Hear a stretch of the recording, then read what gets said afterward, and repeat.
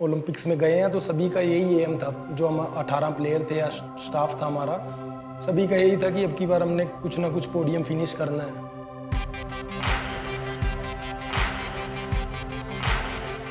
तो कोई सर आपके ऊपर मतलब टेंशन भी आपको बहुत होगी, क्योंकि 41 साल में हॉकी का कोई भी मेडल अपने इंडिया में नहीं आया था, तो एक टेंशन लेके भी चले होंगे कि पता नहीं आगे जाके क्या होगा क्या नहीं। तो शुरू में तो मेरी भी फैमिली की सपोर्ट नहीं थी, क्योंकि मैंने जब हॉकी स्टार्ट की थी तो क्योंकि हॉकी हमें मिलती नहीं थी यहाँ पे साई में। हमारा ग्राउंड है तो सिर्फ जो साई के लड़के हैं जो साई में सिलेक्ट हुए हैं उनको ही हॉकी मिलती थी। तो हम जो लोकल लड़के थे उन्हें हॉकी भी नहीं मिलती थी प्रैक्टिस के लिए। तो मैंने घर वालों को बोला कि मेरे को हॉकी चाहिए, तो घर वालों ने मेरे को हॉकी भी प्रोवाइड नहीं करवाई। सर ये कह सकते हैं कि अगर सुरेंद्र पल्लड़ हॉकी में गए तो लालच की वजह से गया था। जब हमारा यहाँ पे स्टेट हुई, मैं स्टेट में खेला अपनी कुरुक्षेत्र की टीम से, तो उसके बाद नेशनल में मेरी सिलेक्शन हुई, जूनियर नेशनल में। तो वहाँ से मेरी जूनियर इंडिया कैंप में सिलेक्शन हुई। तो वहाँ से मेरे को कहीं लगा कि मेरे कोच ने ही मेरे को बोला, क्योंकि हमें उस टाइम भी इतनी नॉलेज नहीं थी, तो उसने बोला कि तू हॉकी मत छोड़ और किसी काम पे ध्यान मत दे, अपना हॉकी पे ध्यान दे, तो कहीं ना कहीं तो आगे निकल सकता है। मेरे कोच ने भी एक बार 2013 में मेरे को ये बोला। मेरी 2013 में नवंबर दिसंबर में जाके मेरी FCI मैंने ज्वाइन की थी जॉब। तो 5वें 6ठे महीने में मेरे कोच ने ही बोला कि आप जॉब की तरफ ध्यान दो, आप आगे क्या पता आप ना पहुँच पाओ। कहीं ना कहीं क्योंकि लगता है, क्योंकि मैं जूनियर से बाहर हो गया, तो मेरे कोच को भी ऐसा लगा कि क्या पता ये वहाँ तक ना पहुँच पाए, क्या पता जॉब भी ना मिल पाए। मेरी वो भी फैमिली है, वहाँ पे मैं हूँ, हम 33 लड़के हैं, हमारा कोचिंग स्टाफ है, सब कुछ है, वो भी है कि हमारी फैमिली है। क्योंकि ये जब हम उससे दूर आएंगे ना, अभी हमारे में से 4-5 लड़के जो 2016 से कंटिन्यू कर रहे थे वो निकाल दिए। अभी वो निकल गए, 33 में नहीं है अभी वो। हरियाणा का नाम लेते हैं तो हरियाणा का नाम लेते ही सबसे पहले खिलाड़ी जो है हमारे दिमाग में आ जाते हैं, क्योंकि इंडिया को सबसे ज़्यादा अगर मेडल किसी ने दिए हैं तो वो हरियाणा के खिलाड़ियों ने दिए हैं। उन्हीं में से हमारे साथ एक ओलंपिक खिलाड़ी, ओलंपिक विजेता सुरेंद्र पल्लड़ हॉकी खिलाड़ी हमारे साथ यहाँ पर मौजूद है। वैसे उनके बारे में सबको पता होगा, लेकिन आज उनकी ज़िंदगी से जुड़े किस्से जो हम आपको बताएंगे वो हमारे साथ साझा करेंगे। हमारे साथ सुरेंद्र पल्लड़ जी यहाँ पर मौजूद हैं। सबसे पहले स्पोक्समैन हरियाणा में आपका स्वागत है सर। नमस्कार मैडम, धन्यवाद आपका। सर, हॉकी खिलाड़ी, ओलंपिक विजेता, 41 साल के बाद इंडिया को मेडल मिला, क्या कहना चाहोगे? मैडम ये देखो, मैं जब मेडल जीत के हम आए थे, मैंने जब भी यही बात बोली थी, जब भी मेरा जहाँ भी मीडिया के साथ इंटरेक्शन हुआ था, तो मैंने यही बोला था कि हमारे पूरे देश का मेडल है। क्योंकि प्लेयर एक अपनी फील्ड पे मेहनत कर सकता है, बट पूरे देश की उसके साथ दुआएं होती हैं। तो अब की बार जब हम गए थे यहाँ से सभी एज ए टीम, हमारा सभी मतलब एक भी लड़का ऐसा नहीं था जो ये सोच रहा था कि मतलब पहले ऐसा हुआ है कि जो ओलंपिक खेलने गए हैं वो एक इस सोच से गए थे कि हम एक ओलंपियन हो जाएं, मेडल आए या ना आए वो एक अलग बात है। बट अब की बार जब हम मेडल मतलब ओलंपिक्स में गए हैं तो सभी का यही एम था। जो हम 18 प्लेयर थे या स्टाफ था हमारा, सभी का यही था कि अब की बार हमने कुछ ना कुछ पोडियम फिनिश करना है।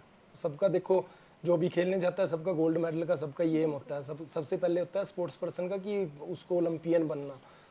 बट हम जो लड़के थे उनका सभी का ये था कि हमने ओलंपियन नहीं बनना, हमने अपने देश के लिए मेडल लेके आना। तो ये सभी की हमारा हार्डवर्क है ग्राउंड पे और सभी की देश की दुआएं हैं। तो मैंने जब हम आए थे सभी लड़कों ने अपने देश को डेडिकेट किया था इस मेडल को, और मैं भी खुद भी अपने मेडल को इसको डेडिकेट करना चाहता हूँ अपने देश के लिए। तो कोई सर आपके ऊपर मतलब टेंशन भी आपको बहुत होगी, क्योंकि 41 साल में हॉकी का कोई भी मेडल अपने इंडिया में नहीं आया था, तो एक टेंशन लेके भी चले होंगे कि पता नहीं आगे जाके क्या होगा क्या नहीं। टेंशन मैडम बहुत थी, क्योंकि मैं 2016 का ओलंपिक भी खेल रहा हूँ, क्योंकि उसमें कोविड का ऐसा कुछ नहीं था। बट इस वाले ओलंपिक्स में कोविड का भी था। हमें सबसे पहले तो कोविड से ही बचना था, क्योंकि अगर एक भी हमारे में से कोई पॉजिटिव प्लेयर हो जाता तो हमारी टीम भी मतलब अगला मैच नहीं खेल पाती, ऐसा भी था। क्योंकि वहाँ पे रूल बनाए गए थे जापान में। तो सबसे पहले तो हमारा सबसे मेन तो हमारा यही था कि कोई मतलब कोविड पॉजिटिव ना आए। बट इसको देख के फिर हमारा लास्ट में यही था कि हम यहाँ पे आए हैं, इतनी दूर से आए हैं और इतने देश की हमारे पे आशाएं हैं। क्योंकि हॉकी पे हमेशा ही चाहे 40 साल या 41 साल तक मेडल नहीं आया, बट पूरे देश की एक आशा होती है कि हॉकी मेडल लेके आएगी। तो हमारे पे भी ये प्रेशर भी था कि इतने देश की दुआएं भी हैं और सबका विश्वास भी है कि हॉकी मेडल लेके आएगी। तो हमारा भी यही था कि अब की बार मेडल लेके जाएं और अपना देश का नाम रोशन करें। एक मेडल ने पहचान बदल दी। सुरिंदर पल्लड़ को पूरे देश में जाना जाता है, पूरा देश जानता है, बच्चा बच्चा जानता है। बस मैडम यही है कि हमारा, मैं वही बोलना चाहता हूँ कि हमारा हार्ड वर्क है, क्योंकि हम 6 महीने तक, जब ओलंपिक्स नहीं हुआ था उससे पहले 6 महीने तक हम कंटिन्यू बेंगलोर में ही प्रैक्टिस कर रहे थे। हमें एक भी दिन की छुट्टी नहीं मिली थी घर के लिए। कोविड से हम वहाँ पे, मेरे को खुद कोविड भी हुआ, मेरे को हुआ और 5-6 प्लेयरों को और हुआ, हमारे कैप्टन को भी हुआ जो मनप्रीत सिंह है, पंजाब के रहने वाले हैं वो। तो हमें 6 प्लेयरों को कोविड भी हुआ ओलंपिक से पहले। तो वहाँ पे जो साई है हमारी, और जो हॉकी इंडिया हमारी एसोसिएशन है, उसने बहुत अच्छा वहाँ पे हॉस्पिटल का, डॉक्टर का बहुत अच्छा वो किया। तो हमने जल्दी रिकवर किया और हम जल्दी से जल्दी अपना टीम के साथ अटैच हुए। अगर आपके स्ट्रगल की बात की जाए तो किस स्ट्रगल, तरीके से आपने स्टार्ट किया हॉकी में, मतलब पहला दिन कैसा था?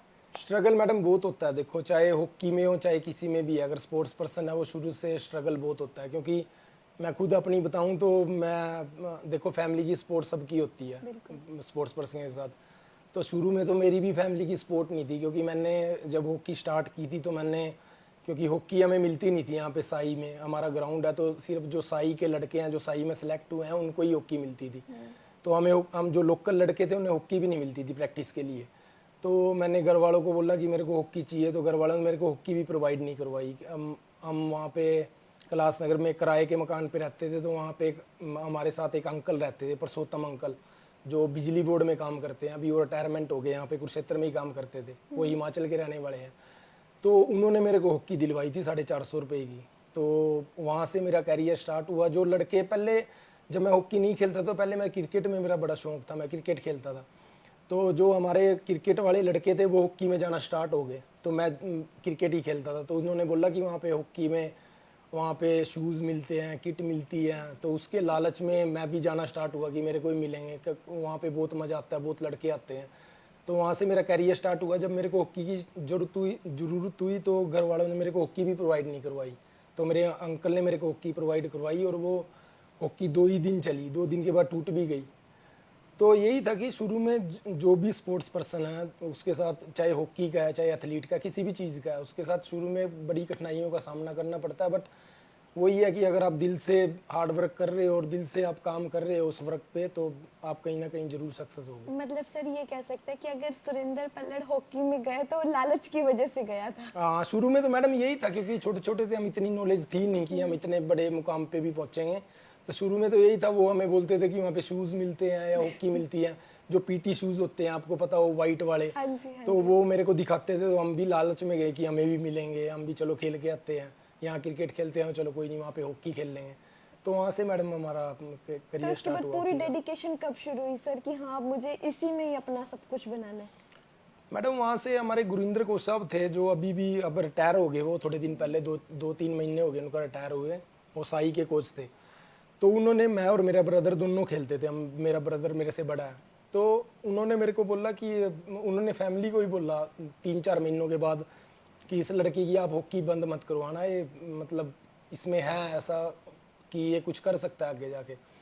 तो घर वालों ने मेरे को बोला कि कोई बात नहीं, तू अपना पढ़ाई में, मैडम मैं शुरू से ही इतना, मेरा वो नहीं था, जो सच्चाई है, पढ़ाई में मैं शुरू से ही बहुत नीचे था, मैं पढ़ाई में कुछ दिमाग में पड़ता ही नहीं था। तो हमारे कोच ने बोला, और कोच ने फैमिली को बोला, और फैमिली ने और कोच ने मेरे को बोला कि तू हॉकी मत छोड़, तू लगा रहा, जो भी होगा देखी जाएगी।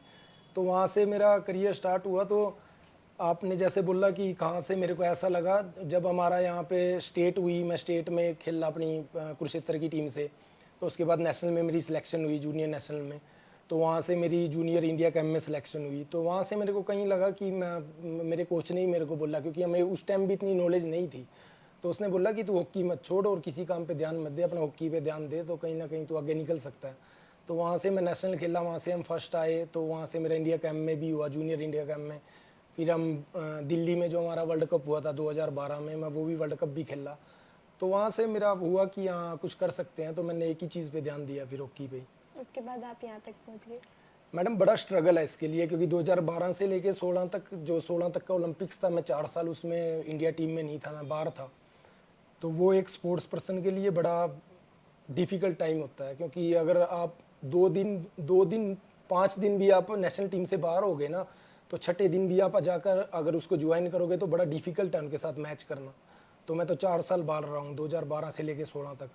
तो एवन मेरे लिए बड़ा डिफिकल्ट टाइम था। फैमिली की सपोर्ट थी या मेरे कोच की सपोर्ट थी, सभी ने मेरे को बोला कि तेरे में वो चीज़ है, तू वहाँ तक पहुँच सकता है। मैंने प्रैक्टिस की, तो वहाँ पे फिर मैं 16 में ओलंपिक्स खेला। उसके बाद मैं कंटिन्यू अपनी सीनियर टीम के साथ, इंडिया टीम के साथ। फिर उस टाइम में आपको माइंड में भी बहुत सी चीज़ें चलती होंगी। जी बिल्कुल आती है। मेरे कोच ने भी, देखो कोच सबके लिए भला सोचता है, बट मेरे कोच ने भी एक बार 2013 में मेरे को ये बोला, मेरी 2013 में नवंबर दिसंबर में जाके मेरी एफसीआई मैंने ज्वाइन की थी जॉब। तो 5वें 6ठे महीने में मेरे कोच ने ही बोला कि आप जॉब की तरफ ध्यान दो, आप आगे क्या पता आप ना पहुंच पाओ कहीं ना कहीं, क्योंकि लगता है क्योंकि मैं जूनियर से बाहर हो गया, तो मेरे कोच को भी ऐसा लगा कि क्या पता ये वहाँ तक ना पहुँच पाए, क्या पता जॉब भी ना मिल पाए। अपने पैरों पे तो स्टैंड हो जाएगा, अगर जॉब मिल गई चलो इंडिया के लिए नहीं रिप्रेजेंट करेगा बट अपने पैरों पे तो खड़ा हो जाएगा। बट मेरे कोच ने भी यही बात बोली कि अपना पहले नौकरी ले, उसके बाद जो होगा वो बाद में देखा जाएगा। अगर खेलेगा अच्छी बात है, अगर नहीं खेलेगा तो नौकरी तो है तेरे पास।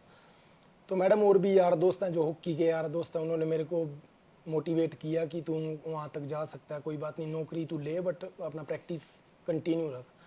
तो वही है मैडम, हमारी HIL लीग होती थी पहले, जैसे अभी कबड्डी प्रो लीग होती है, हमारी HIL लीग होती थी। तो मैं इसमें दिल्ली वेव राइडर से खेलता था, तो वो 2015 तक हुई है। तो मैं कंटिन्यू दिल्ली से खेल रहा हूँ उसमें, दिल्ली वेव राइडर से। तो वो मेरे लिए एक प्लेटफॉर्म था कि मैं वहाँ से अच्छा परफॉर्मेंस करके अपना इंडिया कैंप में जा सकता हूँ। तो वहीं से मेरा सिलेक्शन इंडिया कैंप में हुआ 2016 में। मैं कंटिन्यू 4 साल वो खेल रहा हूँ। तो 2015 में जाके मेरा 16 में चयन हुआ सीनियर टीम में, और फिर जाके मैं ओलंपिक्स के लिए मैंने रिप्रेजेंट किया। तो फिर सर उस टाइम में मतलब कितनी रिहर्सल करते थे?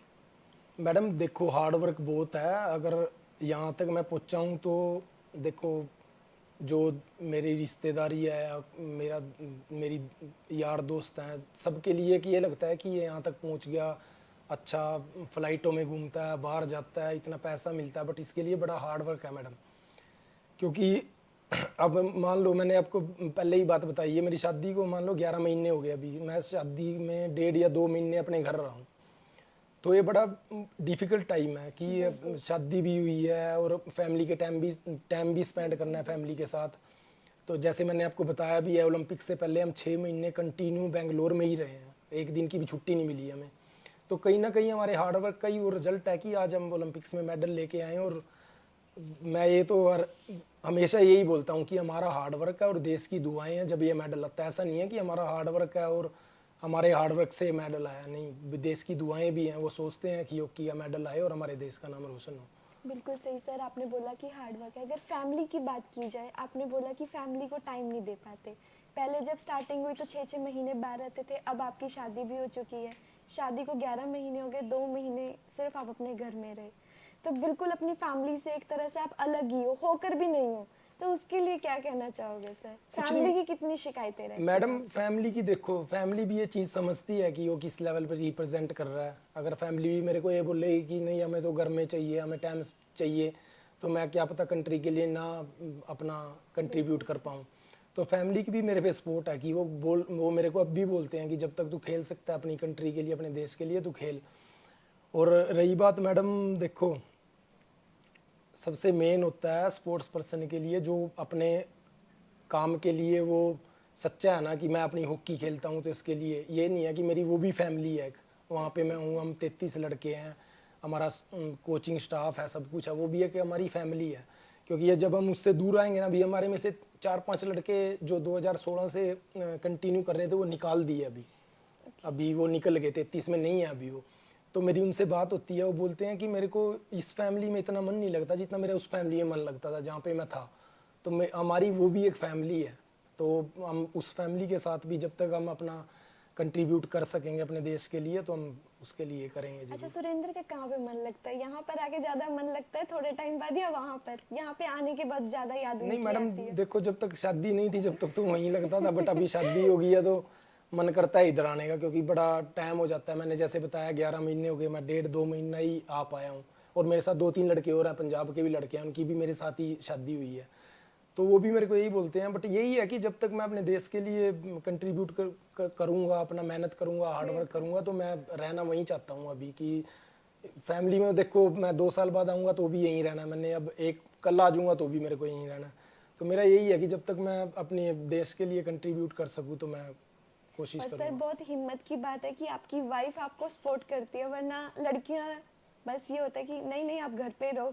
नहीं मैडम, वही बोल रहा हूँ मैं, फैमिली की इस लेवल पे आके फैमिली की सपोर्ट बहुत बहुत जरूरी है। जरूरी है, आपकी वाइफ आपको सपोर्ट अगर मेरी वाइफ भी मेरे को या वाइफ या मेरे माता पिता मेरे को बोलेंगे अगर मैं वहाँ पे हूँ कि तेरे को घर आना है, तू टाइम नहीं देता, तो मेरा एक जगह मन नहीं होगा, मेरा इधर भी मन होगा, हॉकी में ही मन होगा। तो मैं ना यहाँ का काम अच्छे से कर पाऊंगा ना अपनी हॉकी का काम अच्छे से कर पाऊंगा। तो मेरा फैमिली का बहुत सपोर्ट है। वो मेरे को बोलते हैं कि 2024 का ओलंपिक खेलना है और 2024 के ओलंपिक्स में मेडल लेके आना है। तो ये मेरे लिए एक प्लस पॉइंट है, क्योंकि हर फैमिली से मेरे को नहीं लगता ऐसा होगा। किसी की फैमिली में ऐसा भी होगा जिसकी नई शादी हुई है, क्या पता उसकी वाइफ ना इसको बिल्कुल सर। मानती हो कि आपको यहाँ रहना है, घर पे बहुत खेल लिए, कोई नहीं, बहुत कुछ मिल गया। बट ऐसा कुछ नहीं है मैडम, फैमिली की बहुत सपोर्ट है, इसीलिए मैं वहाँ पे अभी कंटिन्यू कर रहा हूँ। बिल्कुल सर। और सर बहुत सी चीज़ें ऐसी देखने को मिलती है कि जो बच्चे होते हैं, जैसे मान लो आप में लगन थी, है ना, आपने बोला उस टाइम पे मेरी फैमिली ने सपोर्ट नहीं किया, लेकिन अब ज़्यादातर ये देखने को मिलता है कि बच्चे करना नहीं चाहते, लेकिन उनके ऊपर प्रेशर बहुत ज़्यादा आ गया, क्योंकि लोगों को लगता है कि या तो इससे गवर्नमेंट जॉब मिल जाएगी, ये लोगों के माइंड में बहुत है। तो इस बारे में आप क्या बोलना चाहोगे कि ऐसा कुछ क्यों इतना प्रेशर बच्चों पे डाला जाता है? नहीं मैडम, ऐसा देखो पहले तो था ऐसा, पहले सब बोलते थे कि अगर पढ़ाई नहीं करोगे तो खराब हो जाओगे, स्पोर्ट्स करोगे तो ऐसा है। तो आज के टाइम में तो मेरा मानना ये है कि मैं ये नहीं बोलता कि पढ़ाई मत करो, पढ़ाई भी जरूरी है साथ में स्पोर्ट्स के। चलो हम तो इतने नहीं थे, हमारा तो थोड़ा नहीं था, इतना मन ही नहीं लगता था पढ़ाई में, बट पढ़ाई भी बड़ी ज़रूरी है मैडम स्पोर्ट्स के साथ। बट आप अगर किसी चीज़ को एक इंजॉय के तौर पे खेलना चाहते हो तो वो चीज़ अलग है, कि एक इंजॉय के तौर पे आप स्टेडियम में जाते हो, खेल के आ जाते हो, वो चीज़ अलग है। बट आपने अगर अपना पैशन बना लिया हो कि मेरा यही सब कुछ है, तो उसके साथ आपको ईमानदारी से लगना पड़ेगा। चाहे मैं ये नहीं बोलता कि पढ़ाई मत करो, पढ़ाई भी ज़रूरी है मैडम, बट उस चीज़ पे आपको ज़्यादा ध्यान देना पड़ेगा, क्योंकि दोनों तरफ, जैसे मैंने अभी बोला कि अगर मेरा बेंगलोर में भी ध्यान होगा कैंप में, और घर में भी ध्यान होगा कि घर में भी लड़ाई चल रही है, मेरे को वापस जाना है, यहाँ पे टाइम नहीं दे पाऊँगा, और बेंगलोर में भी मैं अपना कैंप पे ध्यान दूंगा, तो मैं नहीं कर पाऊँगा, एक भी चीज़ मेरे से सही से नहीं होगी। तो वही, अगर किसी ने अपना पैशन बना लिया कि मेरे को इस चीज़ में कामयाब होना है और यही मेरी है, तो उस चीज़ पे ध्यान देना चाहिए। ऐसा नहीं है कि स्पोर्ट्स में कोई जाएगा तो वो ख़राब हो जाएगा, वो पहले था ऐसा, हमने भी बहुत सुना है, अभी भी मैं बहुत सुनता हूँ ये चीज़ कि पहले था पढ़ाई नहीं करेंगे तो ख़राब हो जाएगा। ऐसा कुछ नहीं है मैडम, अगर स्पोर्ट्स करोगे आप, अगर आप उसको पैशन बनाओगे कि मेरे को किसी मुकाम तक पहुँचना है, तो आप कहीं ना कहीं जरूर सक्सेस होगे। सर जैसे एक और सवाल आपसे है, हरियाणा के जो बच्चे हैं ज़्यादातर स्पोर्ट्स में ही जाते हैं, देखने को मिलता है, माँ बाप भी अब उन्हें सपोर्ट करने लगे हैं कि हाँ आप जाओ। गवर्नमेंट जॉब जो इतनी डेडिकेशन से बच्चे खेलते हैं, पूरी पूरी मेहनत लगाते हैं, पूरा पूरा दिन लगाते हैं, उसके बावजूद सब कुछ मिलने के बाद भी उन्हें नौकरी नहीं मिलती। ऐसे बहुत से बच्चे बैठे हैं, नौकरी नहीं मिलती, उसके लिए क्या कहना चाहोगे? क्योंकि अपनी पूरी मेहनत लगा देनी, पूरी ज़िंदगी स्पोर्ट्स में लगा देनी। मैडम देखो, मैं रियलिटी बताता हूँ आपको, जो अपने पूरे इंडिया में अपनी पॉलिसी है ना, जो स्टेट की पॉलिसियाँ होती हैं कि आप ओलंपिक्स में मेडल लेके आओगे तो आपको कैश मनी ये मिलेगी और आपको नौकरी मिलेगी, सबसे अच्छी पॉलिसी अपनी हरियाणा की है। हमारे में पंजाब में 33 लड़कों में से कम 15-16 लड़के पंजाब के हैं, और हम 3 या 4 लड़के हरियाणा के हैं, यूपी के हैं, तो मणिपुर के हैं, ऐसे हम।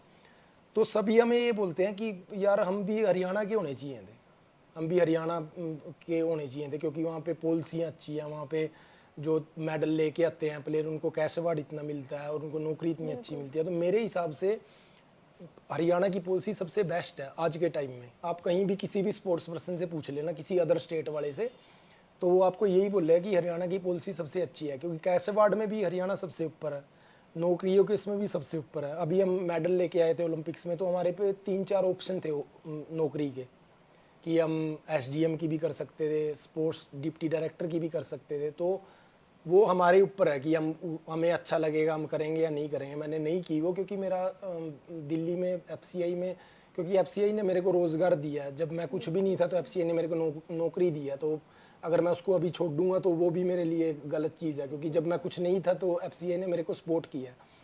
तो मेरे हिसाब से हरियाणा की सबसे बेस्ट पॉलिसी है पूरे इंडिया में। दूसरे स्टेट के लिए क्या कहना चाहोगे? वो दूसरे भी तो के लिए इंडिया के लिए मैडम यही कहना चाहूँगा कि वो दूसरे स्टेट से सीखें, कि जैसे हरियाणा की पॉलिसी है कि हरियाणा की पॉलिसी इतनी अच्छी है अगर स्पोर्ट्स के लिए, तो अगर वो भी इस पॉलिसी को देखते हुए, नौकरी की है, कैश अवार्ड की है, अगर वो इसको देखते हुए इस चीज़ से सीखेंगे तो क्या पता और भी अदर स्टेटों से और भी स्पोर्ट्स पर्सन निकलेंगे बहुत। और उन बच्चों को क्या बोलना चाहेंगे सर जो करना तो चाहते हैं, गेम्स में जाना चाहते हैं, या तो उनका लक साथ नहीं देता या फैमिली साथ नहीं देती? मैडम देखो, कोई किसी फील्ड में हो, आप मीडिया की फील्ड में हो, मैं स्पोर्ट्स की फील्ड में हूँ, कोई पढ़ाई की फील्ड में है, कोई बिजनेस की फील्ड में है, तो सब में उतार चढ़ाव सब में आते हैं मैडम। मैंने आपको जैसे बताया 2012 से 16 तक मैं बाहर था, तो मेरे में वो बहुत डिफिकल्ट टाइम था मेरा। अगर मैं भी ऐसे हार के बैठ जाता घर पे कि नहीं यार कुछ भी नहीं होगा, कुछ मैं कर ही नहीं सकता, तो आज क्या पता मैं आपके सामने ना बैठा होता। तो वही है कि हार्ड वर्क करें, कहीं ना कहीं उतार चढ़ाव सब उसमें आते हैं, चाहे वो बिजनेस का हो, चाहे वो पढ़ाई का। पढ़ाई में भी मैडम फेल भी होता है, पास भी होता है, मेरिट भी आती है। स्पोर्ट्स में भी ऐसे ही है, आपकी सिलेक्शन भी नहीं होगी, आपकी सिलेक्शन होगी तो आप डिज़र्व भी करते होंगे तो भी सिलेक्शन नहीं होगी। तो ऐसा नहीं है कि आप डिज़र्व कर रहे हो, आप सोचोगे कि मैं तो डिज़र्व था, मेरी सिलेक्शन नहीं हुई तो छोड़ यार मैं तो खेलना बंद कर दूंगा। ऐसा कुछ भी नहीं है मैडम, सब में उतार चढ़ाव आते हैं। आप अगर अपने पैशन के प्रति आप वर्क कर रहे हो, हार्ड वर्क कर रहे हो, तो कहीं ना कहीं आप जरूर सक्सेस होंगे। अच्छा, कभी आपके मन में भी आया, आपकी लाइफ में इतना स्ट्रगल आया कि मुझे अभी छोड़ देना चाहिए, जिस तरीके से आपको डीमोटिवेट भी किया गया, मोटिवेट भी किया गया, आपके माइंड में आया कभी? नहीं मैडम, कहीं ना कहीं देखो आती है ये चीज़। जब 2012 के बाद मैं बाहर हुआ था तो कहीं ना कहीं मैं सीनियर कैंप में डिजर्व करता था, बट जो आपके यार दोस्त है, जो आपका साथ के जो आपका यार दोस्त का सर्कल है, अगर आपका वो सही है तो आप कहीं ना कहीं आगे सक्सेस हो सकते हो। अगर मेरे यार दोस्त जिन्होंने मेरे को ये बोला कि आप आगे अचीव कर सकते हो, कुछ इंडिया के लिए रिप्रेजेंट कर सकते हो, अगर वही यार दोस्त मेरे को ये बोलते कि नहीं नहीं भाई तू डिज़र्व करता था, तू नहीं कर सकता, कोई फ़ायदा नहीं है प्रैक्टिस करने का, तो क्या पता मैं आज यहाँ ना होता। तो कहीं ना कहीं आपके जो यार दोस्त आपका सर्कल है उस पर बड़ा कुछ डिपेंड करता है। अगर आप नीचे जाते हो, आपकी फैमिली बहुत डिपेंड करती है।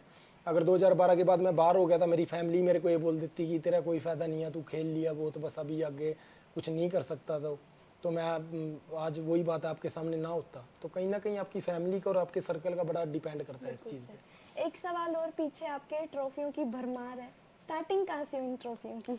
मैडम स्टार्टिंग हमारे जो गुरिंदर कोच साहब हैं अभी जो रिटायर हुए हैं, वो उनको बड़ा मतलब देखो, छोटे बच्चे को जैसे मैंने बोला मैं भी लालच में गया था, तो जो छोटे बच्चे होते हैं उनको ट्रॉफी का या टी शर्ट का या किसी का बड़ा लालच होता है।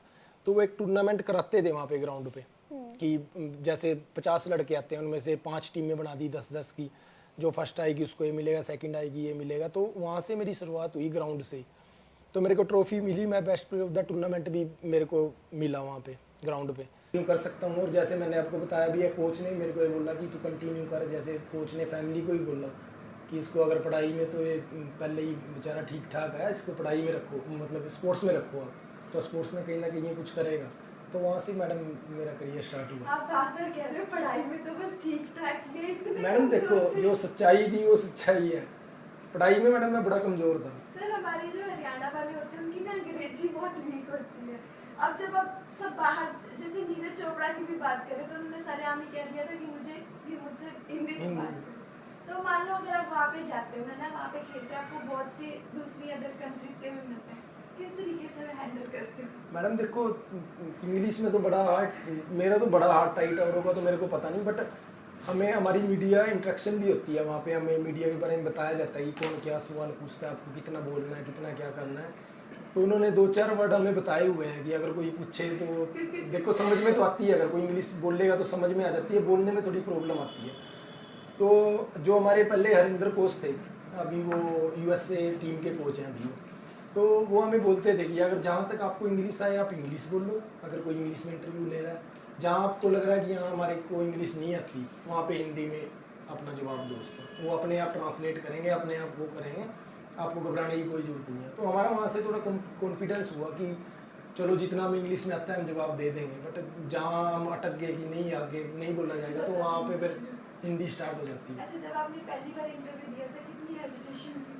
मैडम बड़ी थी, क्योंकि दिल्ली वेलराइडर में हमारे कोच हैं अभी, ऑस्ट्रेलिया के कोच हैं अभी, सेड्रिक डिसूजा, तो वो मेरे को बहुत मानते थे कि अच्छा प्लेयर है, इसको मैं खिलाऊँ, ये आगे तक जा सकता है। 2013-14 की बात है, हमारे दिल्ली वेलराइडर के कोच थे, तो वो मेरे को जानबूझ के मीडिया के आगे भेजते थे कि इससे सवाल पूछूँ, तू बोल, तो मैं बोलता नहीं था इतना, तो वहाँ से मेरा थोड़ा कॉन्फिडेंस हुआ तो मैं मतलब अगर अभी तो फैमिली वाले बैठे हैं, अभी मेरा थोड़ा वो कॉन्फिडेंस हो गया। अगर पहले आप 3-4 साल बाद पहले आते तो मैं कुछ बोल ही नहीं पाता, क्योंकि फैमिली वाले बैठे हैं।